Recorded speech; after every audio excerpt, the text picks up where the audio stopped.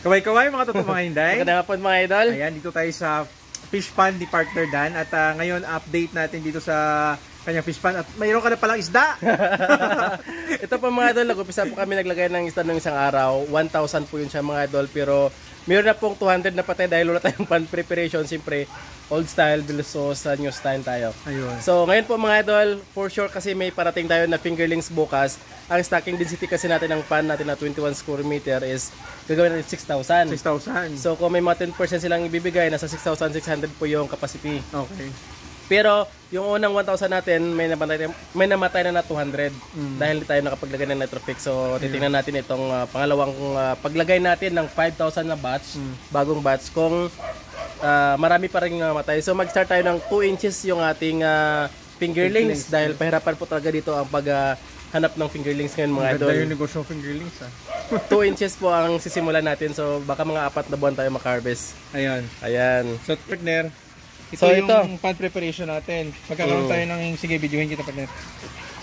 Yan, so ito yung ating napansin sa ating mga ikot-ikot. Siyempre Luzon, Visayas, Mindanao kapag ikot tayo. Itong Nitrofix ang pag-apply, pond preparation. Ayan, probiotics. Probiotics. Ayan. At least 24 hours bago ang paglagay sa ng fingerlings, ando na sila. So ngayon is March, ngayon? March 4. March 4. So bukas po maglalagay po tayo ng fingerlings. So dapat palakasin na natin to. Dapat na i-return na natin to, na mix na natin siya carbon source like molasses, sugar, mga ganyan, bago natin ilagay sa pan. Dapat ma-aerate po siya ng 6 to 8 hours. So ito na yun gagawin natin. So para yung iba kasi, ayan, so timbangan natin. timbangan. Ito, ba't sige. So ito dapat meron kayong, depende sa iyo, may molasses, may sugar, brown sugar. Ayan, so sa timba natin ni mix, no? Dapat meron kayong kiluhan. Yes. So kikiluhin para sigurado. Pero wala na, may ano ba? Wala. May Usually, overdosage? Wala pong overdosage mga idol. Itong ating Nitrofix. Saglit lang, kuha muna ako ng tubig. Tubig, sige. Ito na natin nilagay yung aerator natin. Ayan. So sa mga dito na lang magkuha. Kasi galing na to sa filtration natin. Oh, sa mga nagtatanong bakit merong net, dahil maulan po dito ngayon, sobrang lakas. Yes, at saka nahulog kasi yung dahon ng avocado. Ayan, yung mga dahon pa, yung baka mag-clog yan mamaya dyan. Oh, so tingnan nyo yung fish pond.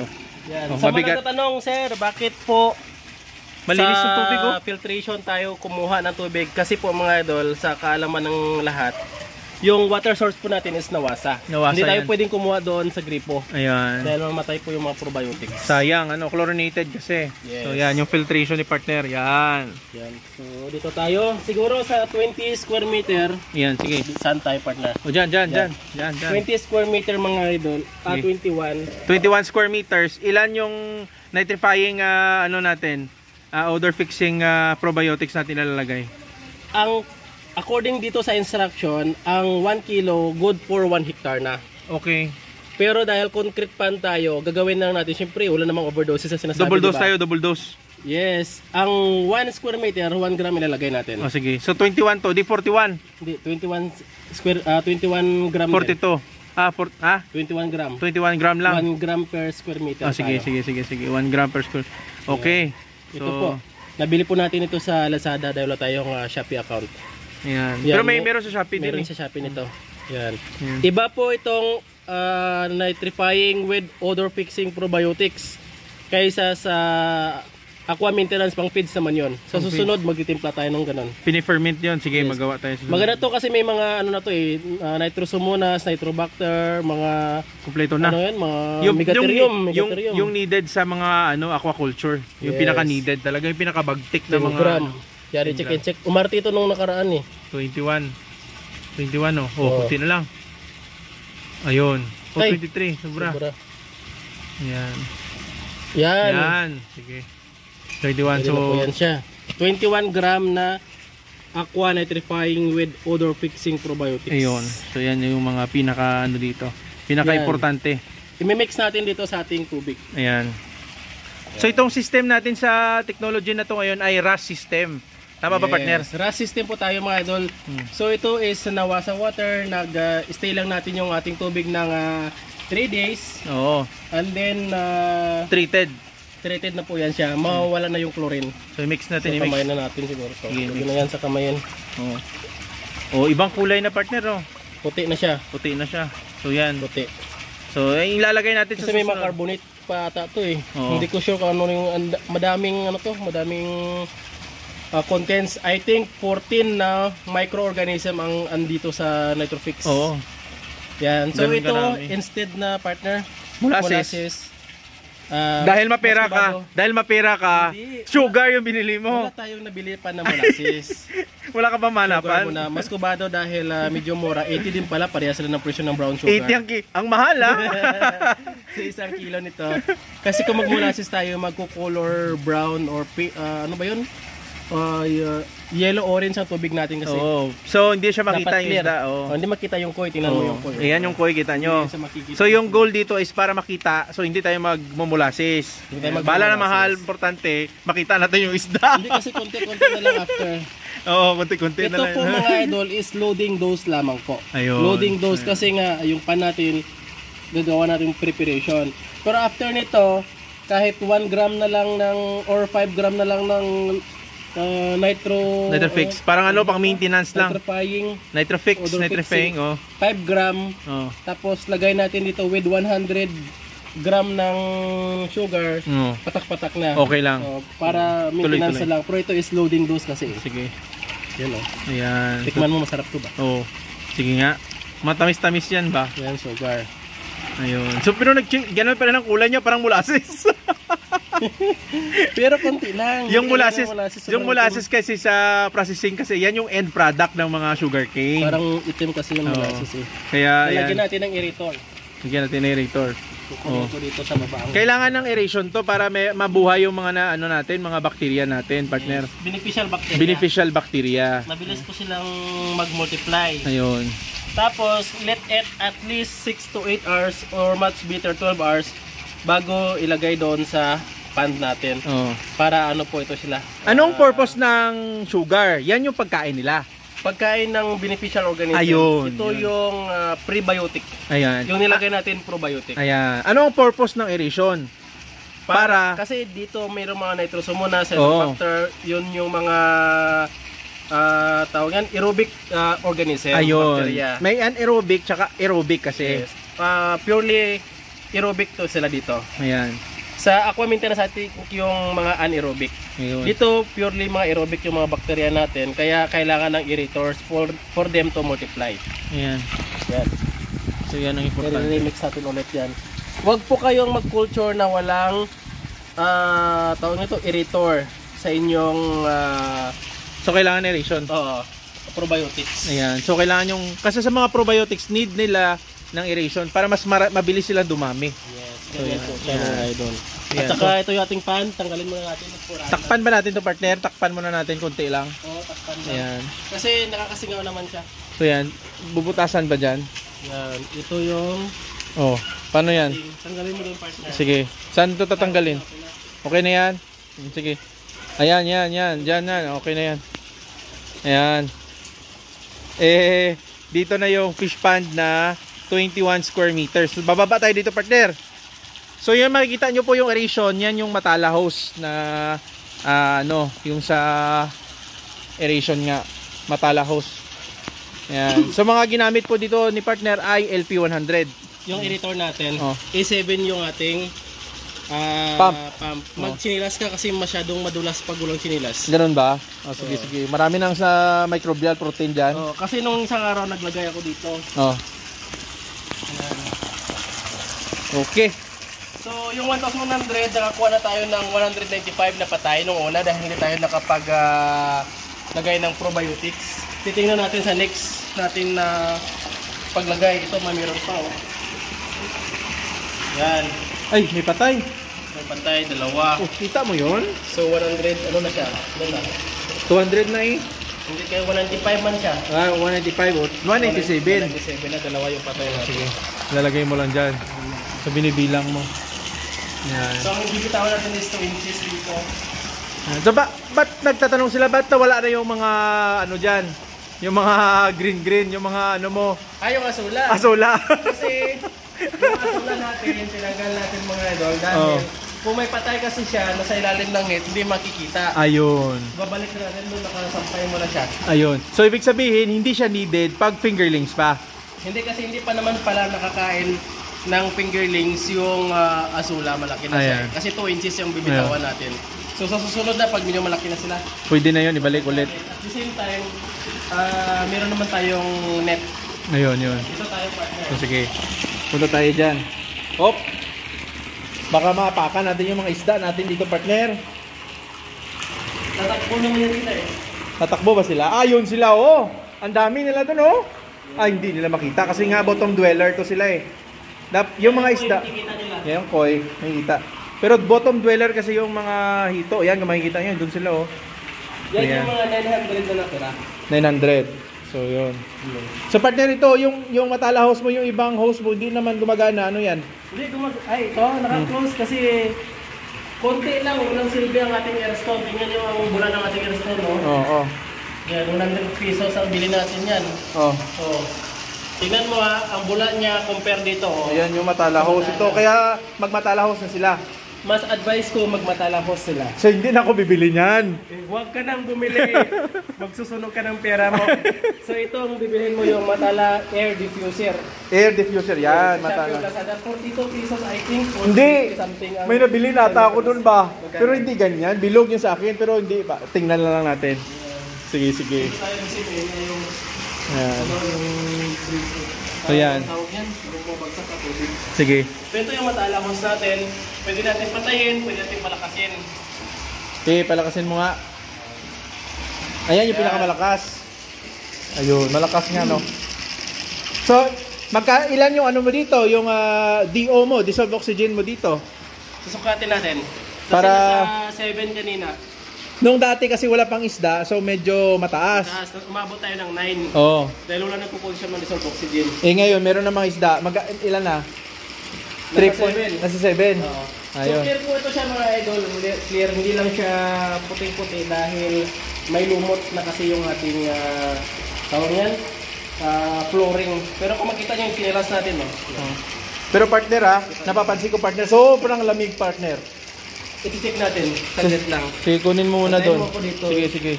I-check natin yung dissolved oxygen at saka Ayun, sige. Sa mga napuntahan namin doon sa Luzon, sa Santa Maria, yung kay Sir Eric, maliit lang yun sa kanya, 9 square meter lang, pero 6,500 yung nilagay niya. Dito naman kay partner, 21 square meter, pero 6,000 lang. Kasi nga, first time nga ni partner na first time namin na hito. So, titingnan namin. Pero, itong pan na to, nagamit na to before sa pag-ano namin ng tilapia. Ayan. So, marami ng harvest dito si partner ng tilapia eh. Ibig sabihin, effective naman yung rush system na sinasabi. So, yan yung importante dito, yung mga equipment na kailangan mo gamitin. So, yan. So, ano lang po sa mga nanonood po sa amin, hindi po kami professional. Ito din po ay expert. So, titingnan din namin yung yung mangyayari dito ng mga technology. Sige, ito yung dito tayo may agenda. dissolved oxygen. Pinatay ko lang yung pump natin. Yeah. Hindi pa sila ma-stress. Hindi pa sila ma-stress dito, partner. Hindi mabilis lang naman tayo. Yung Konti lang yan sila dito, 900 lang. Itong partner, 1.5 feet. Ang Yung water level. 1.5 feet. hindi aabot. Parang 1 feet lang Sobra konti na. Sobrang 1.2, parang ganon. So, ang stocking density mo dito ay nasa 6,600. 6,600. Pero may namatay na ng 200. So, mga 6.4 na lang. Oh. Pero ngayon, 900 pa lang dahil kukunin pa bukas yung 5,500 kung Ayun, titingnan natin. wala rin. So, yan. Ito yung dissolved oxygen. Nasa 26.7 yung ating temperature Nako, ng lamig. water. Hindi kasi nagsikat ang araw ngayon. Kaya nga kasi naglakas ng ulan kahapon. Nabakas ang ulan kagabi, tapos hindi pa nagsikat ang araw ngayon. At the same time, napapalamig pa yung yung rust system dahil bumabagsak yung tubig mula sa hangin, may contact siya ng conduction, kaya lumalamig. So at least malapit sa optimum yung 27 to 32 degrees yung ating water temperature. 7.5 dissolved oxygen. 7.5 I think. Ayan. Then, 7.4. bumabagsak konti. Bumababa So pa. ang pinaka-preferable sa isda is nasa 4 mg per liter up to 8 mg. Ayun. Ayun. At least pasok sa banga to. Pasok pa. Makita ba? 7.3 partner, kita dito. Kita no. So 7.3, nag-stop siya dyan, tapos 26.5 yung temperature niya. Yes. So ganun. So ganun yung ano natin. Ang pinaka-importante kasi pasok yung ating dissolved oxygen dahil pag bagsak ang dissolved oxygen natin, yung kinulture natin na probiotics, mamamatay din siya. Ayun, sayang. Yung mga micro beneficial. Tandaan niyo po yun ha. Tsaka tandaan niyo kasi ito, itong Pandi partner ay nagawa niya na dati. Medyo ano siya partner no, yung paggawa mo nito kasi sa gitna din yung ano mo. Sa gitna yung drainage natin, pero hindi po ito siya panel type dahil supposed to be nito siya fish pan. Ayun, tama. Underground dapat. So, Underground kaya to. magtaka sila bakit sobrang taas. Ayun. Hanggang dito kataas oh. Underground dapat to. Yan. Pero kinulang tayo sa budget kasi. Oo. Kaya hindi natuloy. Kaya ginawa na lang fish pan. Kaya walang engineering design na panel type. Design for fish pan purposes. Ayan. Pero tingnan nyo naman. Lagyan na lang natin ng isda. Pero madami ka na nakakuha dito ng sa tilapia. Oh, tilapia. Nakatikim kami, ang dami. Maria. Tilapia. So yan no. So ito may So, mga ngayon, tilapia pa dito pero konti na lang. Oh yes, may tilapia pa. So partner, ano ba ang update natin sa susunod na mangyayari dito kasi para malaman nila kung ano mga mangyayari. So bukas mga idol, maggawa po tayo ng video dito dahil lalagyan natin ito siya ng 2 inches na 5,000 heads ng fingerlings. Para may patay pa. Meron pa partner, ano na partner ba? Gumagalaw. Gumagalaw ba? Gumagalaw pa. Sige, titingnan natin baka mayroon pang mamatay. Kasi pag hindi nyo kinuha yung patay, yun ang magiging probable cause ng ano ng mga bakterya na dumami sila. Ano partner no? Patay. Yeah. 197 na. 197 198 na. na. 198. Kunin na natin. So tingnan nyo ang aerator ko. Ayun. Ito hindi na gumana oh. Hindi na kaya. Andun napupunta sa matala ang matala air diffuser yung puwersa. So, Pero pag mahina. Hindi ko advisable ang airstone. Airstone. Hindi advisable ang airstone. Mahina siyang bumuga. Tingnan mo yung buga niya, wala na kung nakasink. Oo, hindi siya masyado. Pag medyo mataas-taas konti, siya magbabubbles. Pero pag hindi na siya kaya. Wala na siya, hindi na siya nagbabubbles. Ayan, so yan At least partner. Pero ang daming mga flock partner oh. Daming flock. May lumot-lumot na siya. May lumot-lumot na. Ay, buhay pa ko. Pero mamamatay din to. Ayan. Ano yun? Bakit may ano siya?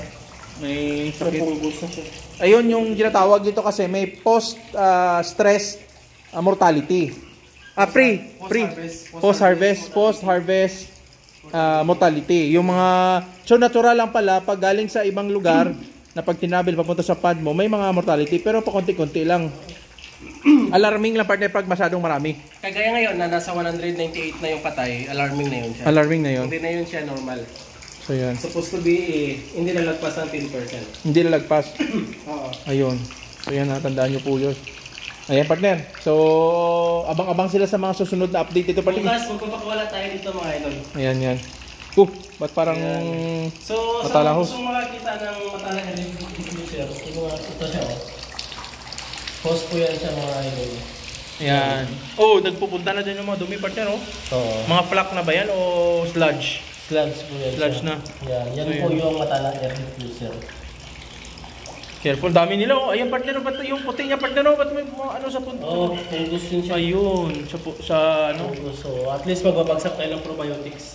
So, yun siya is hindi na yan siya gagaling sa probiotics. Pero yung ibang walang infection, mapiprevent po yan siya na magkaroon ng fungus ng probiotics. Dahil yung nabili po natin is medyo mahina yung resistensya or mahina yung similia.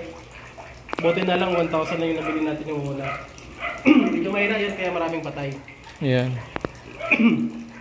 Pahirapan kasi sa paghanap ngayon ng fingerlings. Please comment down below sa mga nahirapan yung maghanap ng fingerlings. Oh, dahil panahon ngayon, medyo malamig-lamig daw talaga. Maraming nalulusaw, partner. Mataas ang mortality rate. Hey, partner, may namatay na partner. Ito?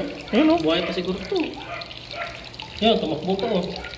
Yan. Oh, yun, malakas pa naman siya. Ito siya. Ayan. Pero baka mamamatay din yun siya. So tatlo ang nadagdag ngayong hapon sa ating patay. Kaya na umaga, 40 plus. Naku, madami paggabi, dahil sa, baka short sila sa dissolved oxygen paggabi. Hindi, naka-andar to. Hindi, talagang may fungus kasi sa pinanggalingan sa hatchery. Ayun. Kaya pag dating dito, hindi pa 24 hours, madami na agad siya patay yung sugat-sugat sa balbas, mga deform na yung bunganga nila, walang buntot, namumuti-puti. So yan. So ito na yung update natin muna, partner. Ano pa bang ano natin? Yun na yung update natin mga idol. Paglagay natin ng fingerlings bukas, hopefully makakuha tayo ng 5,000 na 2 inches size ng fingerlings. Papakawalan natin dito dahil hirap po tayo maghanap kahit 3 inches sa ngayon. Tama. Ayan. Maraming salamat po mga idol. Please follow po kami at saka subscribe kami para magbibigay po kami ng update. So nitatackle po natin ang kahalagahan ng pH, dissolved oxygen, nitrates, ano yun, yung pag-test ng mga nitrates at saka ammonia kung paano po ito siya mariresolve sa ating tubig. Ayan. So tingnan nyo po yung mga setup kasi ano lang, partner, hindi tayo professional at hindi tayo expert dito. Yes. Pero gusto natin ipakita lang sa kanila na yung technology na to ay pwede din pala. Pero Yes po, mga titignan pa natin kasi malaki yung gastos. Yes, ang ano kasi dito, medyo sa equipments mag-invest ka. LP100 na aerator is nasa 5,300 I think, and then yung E7 nasa 5,000 megit din. And then ito kasi is RAS system, so hindi mo siyang pwedeng lagyan ng konti lang na stacking density. Bakit? Dahil kung konti, ma-harvest mo naman siya, pero baka lugi ka pa sa kuryente mo. Tama. Yes, pero ito siya is no change water po ito siya mga idol until harvest dahil lang source of water po natin is nawasak. So maybe kung may mga evaporation man ng tubig, dagdag lang tayo konti, pero wala po tayong massive change of water o kahit 10%, 20% wala pong ganun dahil hindi pwede ang nawasa i-change water natin. Patay ang isda natin. Tama. So yun na. Salamat po sa inyo mga totoong mga Inday. Please don't forget to subscribe itong channel po namin, ang Pinoy Palaboy. And click the notification bell para updated kayo sa mga bagong tips and techniques sa pagpa-farm at kita-kits tayo sa mga farm nyo, partner. Yes, maraming salamat mga idol. Abangan nyo po kami, magbibigay po kami next nating i-upload maybe sa pagpapakawala ng ating fingerlings, then pagpapakain at saka kung ano yung mga problems na ma-encounter natin lahat po i-vlog po natin dito. Ayan, yan. So maraming salamat. Happy farming! Kaway-kaway. Bye-bye! Malamig!